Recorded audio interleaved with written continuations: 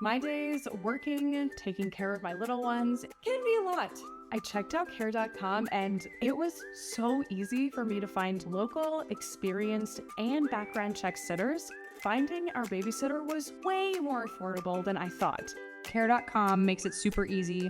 Search for qualified candidates. You can view their profiles, read reviews and ratings, check their availability, send messages directly, get the help that you need. Care.com should be every person's go-to. Imagine the softest sheets you've ever felt. Now imagine them getting even softer over time. I'm here to tell you about Boll & Branch sheets. In a recent customer survey, 96% replied that Boll & Branch sheets get softer with every wash. They're made from the rarest organic cotton and designed to get even softer over time. Try their sheets with a 30-night guarantee plus 15% off your first order with code Odyssey. So head to BOLLandbranch.com today. Exclusions apply. See site for details. I'm Tim Fitzgerald of GoPowerCat.com. And I'm Scott Chasen. This is a replay of WIBW show, The Drive. Here's this week's episode on the 24/7 Sports Podcast Network. Good evening, Wildcat and Jayhawk fans, and welcome to The Drive, sponsored by Briggs Auto Group. I am Tim Fitzgerald of GoPowerCat.com, and the man in the magical little box next to me is Scott Chasen of KU coverage and so many other things. Scott couldn't be with us tonight, but we decided to have him on anyhow because something happened to KU that's kind of cool. So we're going to talk about that tonight. Yeah, kind of important. And hey, Fitz, I think we're both excited to talk about new Nebraska coach Chris Kleiman, new Nebraska coach Lance Leipold, and new Nebraska coach Urban Meyer. They're really shooting for the stars there. They're all going to share the job. It's what they deserve. You can interact with us on social media at facebook.com/The Drive Show, on Twitter at The Drive 13, and of course, answer our weekly poll question and make your game predictions on our Twitter page. And remember, if you ever miss an episode of The Drive, you can listen to an audio-only version that will appear each Monday morning in the form of a podcast at GoPowerCat.com. And we start things off with our 2-minute drill. The 2-minute drill is sponsored by Vanderbilt's Your Work Boot Center. Well, Fitz, Kansas State dominated Missouri 40-12 on Saturday. How thorough was this victory for Chris Kleiman's Wildcats? You know, Scott, I went back and watched this on Sunday again because it was kind of weird having a game with an hour break in it for Lightning. So you kind of lost the rhythm of the game, even as a viewer, not just as a player. K-State came out and played exceptionally well on the offensive side. They gave up 3 quick points on Missouri's first possession, but after that, the defense was absolutely incredible, giving up a field goal in the second half, and then, of course, a very strange touchdown on the last play of the game with no time on the clock because they got an extra play. Other than that, K-State was really good for the most part. And here's what's scary and should scare a lot of people out there in the Big 12. K-State didn't even come close to hitting on all cylinders. There was a lot of things that they can improve on. And I tell you what, though, this K-State defense, I think, is going to be even better than what I expected it to be. They absolutely stymied Missouri. Missouri just couldn't get anything going. If they tried to run, it didn't work. If they tried to throw, they found out that the secondary is pretty good for Kansas State. In fact, in that third quarter, Missouri threw interceptions on 4 straight possessions, which is something I've never seen before. And the K-State offense didn't take full advantage of that, but they did enough to really make this a blowout, and it could have been much, much worse. And even Phillip Brooks got into the equation. Literally 1 snap from scrimmage after the Lightning delay, Missouri punts, and Phillip Brooks goes 76 yards to the house, not even touched. He made one guy miss him, and the blockers took care of the rest. This was a really nice performance by K-State, and it also showed that talent isn't everything, because Missouri has been recruiting at a high level, but I'm just going to be blunt here. Eli Drinkowicz's version of the Missouri football program is soft. It got pushed around by K-State, it got muscled, and when they got into the fourth quarter, they couldn't stop the run because they were exhausted, and that's when Deuce Vaughn went crazy and got his another consecutive game. I think it's up to 8 now with 100 yards or more. It was a great performance by the Wildcats, but could even be better in the future. Yeah, Fitz, I was so blown away by Kansas State's offensive and defensive lines. I mean, the word you used, bullied, it just totally describes how much they pushed Missouri around. This game, to me, won early in the trenches, and Kansas State just flat out dominated. That was impressive. Yeah, it really was. this is a tough K-State team, and if you want to play finesse football, you're probably going to lose to the Wildcats. Well, Scott, Kansas trailed 14-0 early on before storming back and stunning West Virginia in Morgantown. How'd the Jayhawks get it done? Well, Fitz, there was a lot to this game. It was like multiple games within a game, because you think of how it started. KU goes down 14-0, but it wasn't a normal kind of 14-0 deficit that we've seen Kansas face over the years, right? Like, Kansas had a bunch of offensive penalties that blew up its first drive. Kansas is a low penalty team. And then defensively, Kansas had a defensive back fall down and trip, and that gave up a touchdown. That doesn't happen very often. After Kansas got in that 14-0 hole, the Jayhawks outscored West Virginia in Morgantown by 27 points the rest of the game in overtime. Simply, Kansas needed to get its bearings. Kansas needed to get collected to lock in, and I think West Virginia came out sharper than Kansas did. But once Kansas recovered, and especially when Kansas was able to get to halftime down just a touchdown, that was the turning point of the game.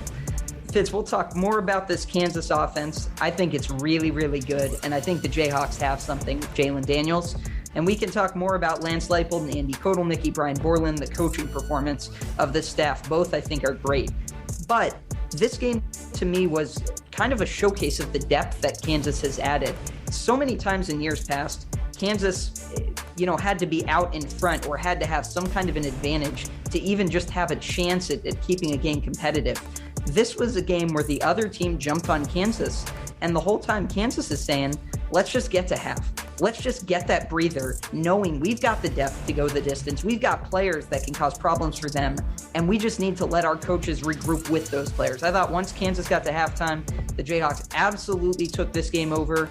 And when you have special playmakers like Jalen Daniels, like Devin Neal, like Jacoby Bryant, who got the pick six, that gave Kansas a rare double-digit overtime win, some special stuff can happen. Yeah, that double-digit win really messed with people. It was in overtime. They won by 13 or 12, whatever it was. It was very funny. You know what, Scott? This really does show you what a good quarterback can do. It doesn't just make your offense better. It makes your team better. Everyone can rally behind it. He doesn't put the defense in bad positions. Jalen Daniels has been a difference maker from the time he took over at quarterback last season. He's really good, Fitz. He's undoubtedly, at this point, the best Kansas has had since Todd Reesing. We'll talk about him a little bit more later on, too. Well, okay. Fitz, there were so many great games around the Big 12 this week. KU West Virginia was one, Baylor BYU, Iowa Iowa State, Texas Alabama. Which games caught your attention this weekend? Well, you probably got to start with Texas Alabama. I thought it would be a blowout. I thought Alabama would absolutely roll the Longhorns, and they didn't. Alabama looked like an SEC team that was looking down on Big 12 competition. I think I saw the same thing in Manhattan, Kansas, and they didn't expect it to be so competitive, and then they found themselves in the dogfight. Obviously, Texas has improved, particularly on the defensive side of the ball. They've lost their quarterback now, so they're back to where they began, and it's going to be interesting to see how the Longhorns evolve into the conference play, because I think they're better, but I don't think they're substantially better. And Alabama this should almost be marked up as a loss to Alabama, because they were favored by 20 and barely won, and had to have one heck of a play by the quarterback to get them to win the game. It was an amazing day. Iowa State, the Cyclones finally found a way to beat Iowa that can't score points, which is kind of an important part of football. But man, I was up so late, Scott, watching BYU and Baylor. What a great game. What two great football programs. What an incredible environment. Brother, it made me so fired up for the new Big 12. I can't even tell you how excited I am to have these new programs in the conference, because BYU is legit. That wasn't anything freaky about it. They look like the better team than the team I picked to win the Big 12, and that says a lot. Yeah, Fitz, BYU was physical. Like, that was a physical brand of football. Those dudes were hitting. They had a plan on both sides of the ball, and it got into a slugfest, because I think Baylor's really good defensively too. I came away like you promised about the new Big 12, and I will say I was very impressed by Texas. You know, Texas continues to recruit at a high level, even if they haven't produced at a high level, and sometimes it's about more than the stars next to a player's names and recruiting rankings, although that certainly helps. It allowed them to be competitive. I thought this was a great week for the Big 12. I know it wasn't a perfect week, but I'm excited. I'm excited for this year. I'm excited for the future. Yeah, we completely glossed over Tech beating Houston, which is of importance to KU. So that'll be very interesting moving forward. Now, a quick look at your poll question results. The poll questions are brought to you by Midland Exteriors. Love the home you live in. Call today for a free estimate. Well, last week's question was, what is the perfect number of teams for the college football playoff? And Fitz, in a narrow victory, 8 teams getting 37% of the vote, 12 teams getting 36% of the vote, 16 teams, 23%. And I agree with this one. 4 teams getting only 4% of the vote. I don't think 4 is the right number. And in fact, I think 4 is probably the worst number of all the options, including 2. I would agree with you on that. Here is this week's question. How many games will Kansas, which is now 2-0, win this season? Your answers are A, 2 or 3, B, 4, C, 5, D, 6 or more, which would mean bowl time for the Jayhawks. Go vote on our Twitter page at The Drive 13. Fitz, it's been a long time since KU won 4, and we'll see what they do this year. But that will do it for this half. That'll do it for this half of the 2-minute drill. But we will be right back with more on KU and K-State on The Drive.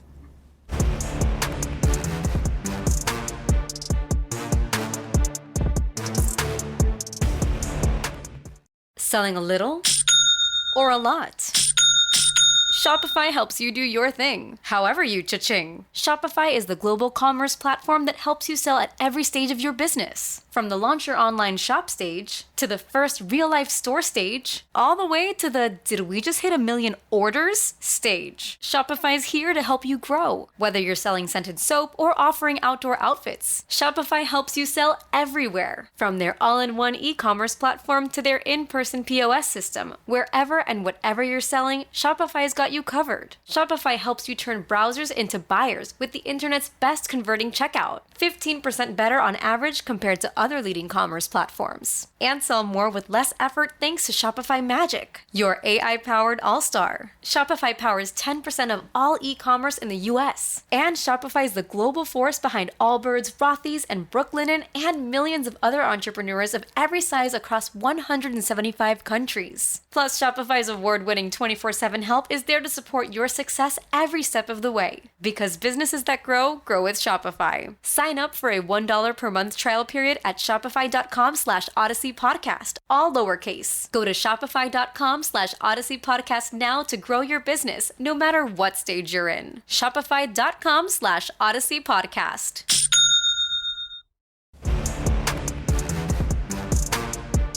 Welcome back to The Drive, fueled by BriggsAuto.com.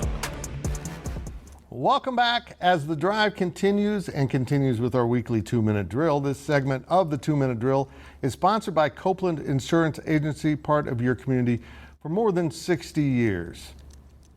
Well, yes, it's early in the season, but Fitz, you've been around Kansas State football for a long time, a very long time, emphasis mine. How good could this team become this year? It really could be a pretty special team. You know, it's interesting. K-State's had some really good teams. They've won double-digit games in seasons a number of times, particularly under Bill Snyder, only under Bill Snyder.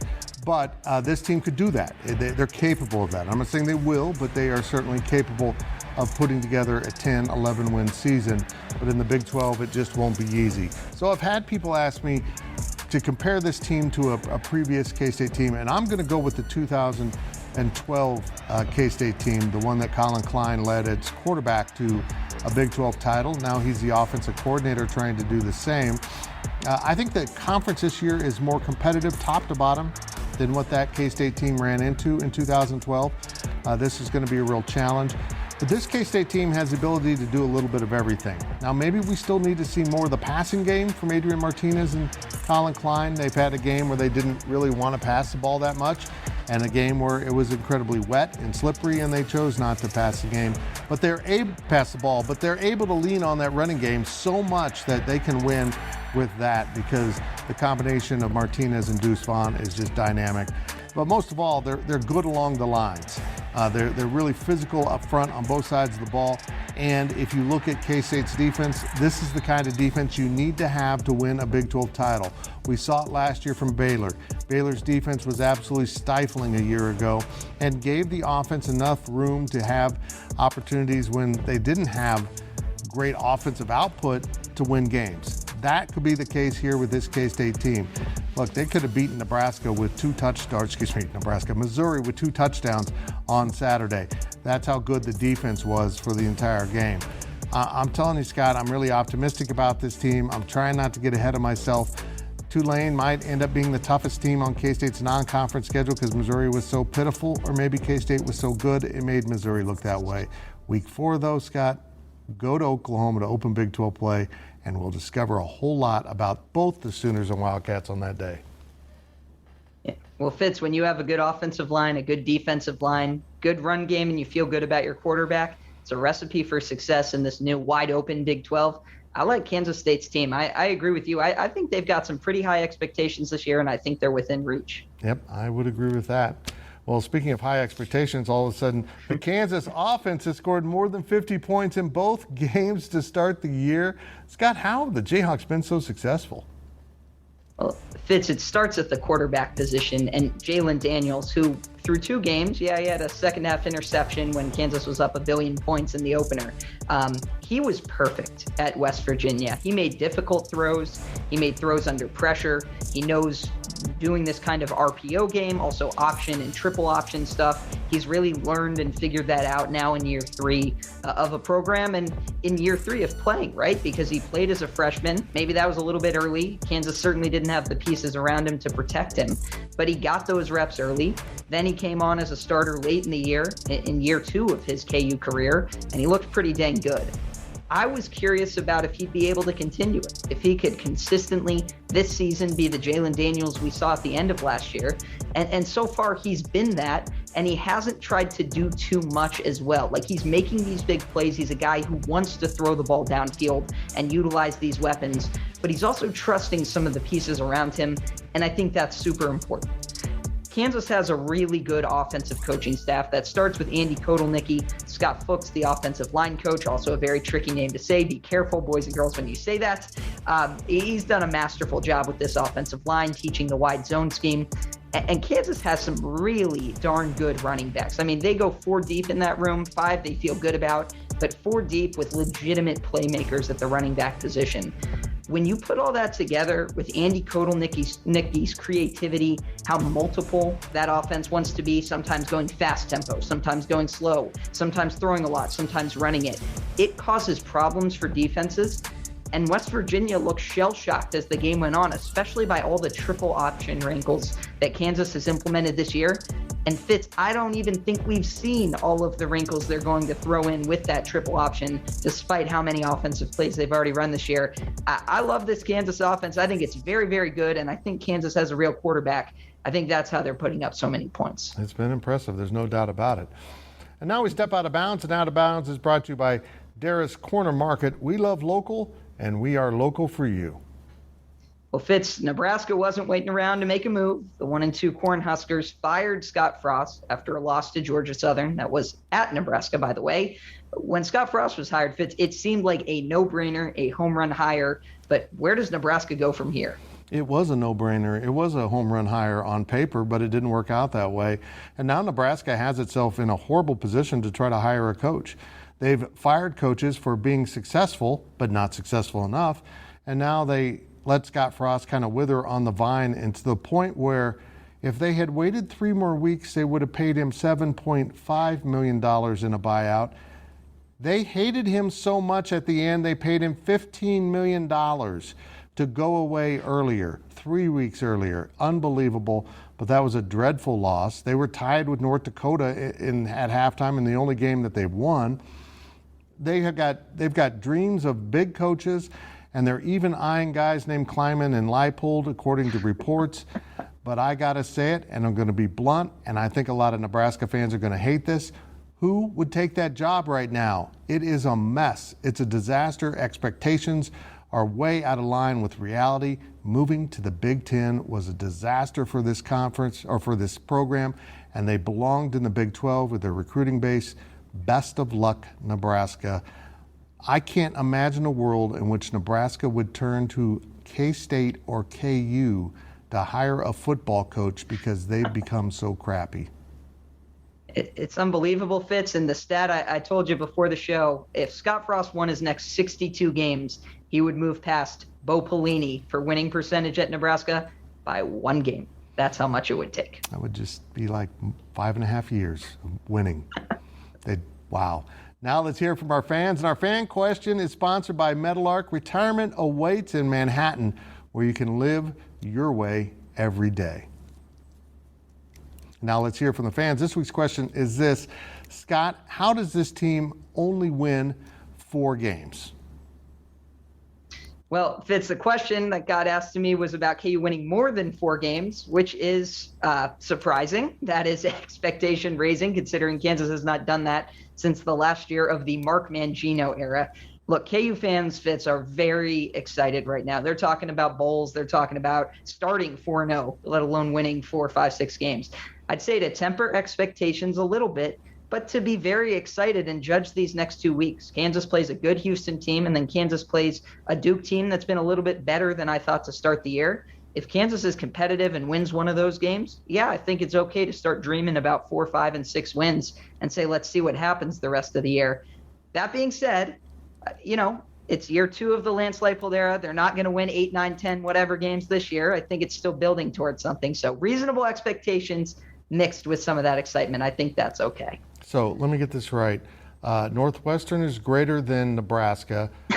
Duke is greater than Northwestern because they beat them on Saturday. So if KU is greater than, that's like 3 steps ahead of Nebraska.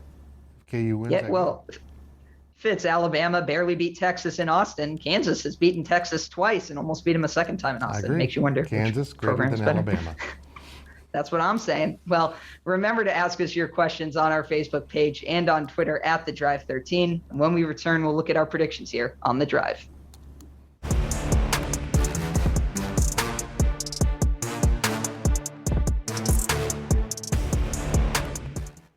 Is your January looking dry? Get some lotion. Get a humidifier. And better yet, get Drizzly, the go-to app for drink delivery. With Drizzly, you can compare prices across local stores to get the best price on a huge selection of drinks perfect for dry January. Every single time. Non-alcoholic wines? Have a look. Ready-made mocktails? Grab a straw and order them up. Beer without the alcohol? Yep, take your pick. You can find all of them here, in the app, in that phone that's in your hand. Could it be any simpler? Nope, not a chance. So shop for great deals on all your dry January beverages or other drinks and get them delivered to your door or blanket fort, maybe. Download the Drizzly app or go to drizzly.com. That's DRIZLY.com.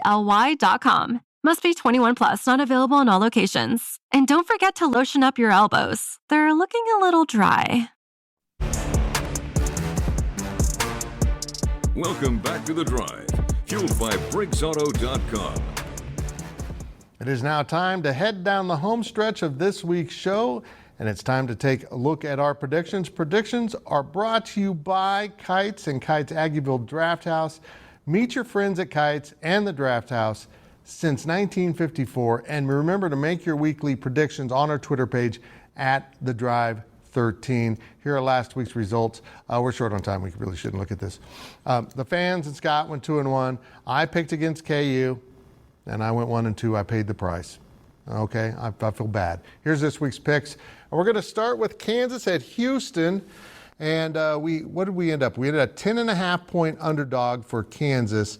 Will Houston win this game by 11 or more? Scott. Fitz, I'll take Kansas. Kansas has been hot to start the year. Offense scoring a lot of points. I'll take Kansas. So that means Houston's probably got to score 61 points to win.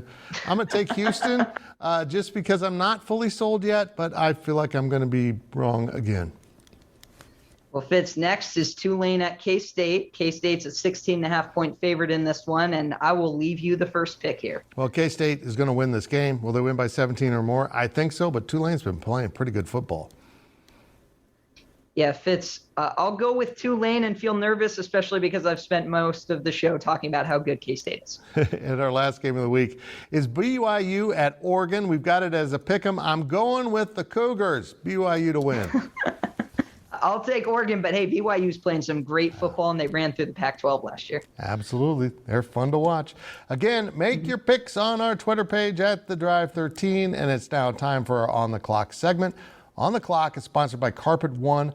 Buy local for a strong local community. And we start off with the magic man in the little box. It's Scott Chasen. Well, Fitz, we're both in little boxes. And remember, there are no little people, just little boxes that the people find themselves in. Look, KU fans, you are going to hear Lance Leipold's name associated with this Nebraska job, in part because he was in the state of Nebraska coaching for 12 years. And that's a good problem to have. It's good to have a coach that, right or not, whether Nebraska's interested, whether Leipold is interested, whether anyone's interested, that people around the nation look at your coach and say, he is doing a great job with that program. He should be a candidate for this larger opening. Ultimately, I would be very surprised with everything we know at this point if anything ended up happening there. But there's no reason to be upset about it. It's still early, and Lance Leipold is doing a great job at Kansas. Well, we're running short on time, but I got to say this. Jerome Tang climbing into the student section to do the Wabash Cannonball with the students at K-State at the football game was absolutely one of the coolest things I've seen a coach do. And that's it for this week's edition of The Drive. We will see you next week right here and all week on social media. With Blue Link Plus, you can access your Hyundai Tucson Limited remotely. Doors unlocked, temperature set, lost car found. There it is. Get complimentary class-leading Blue Link Plus. Call 562-314-4603 for complete details.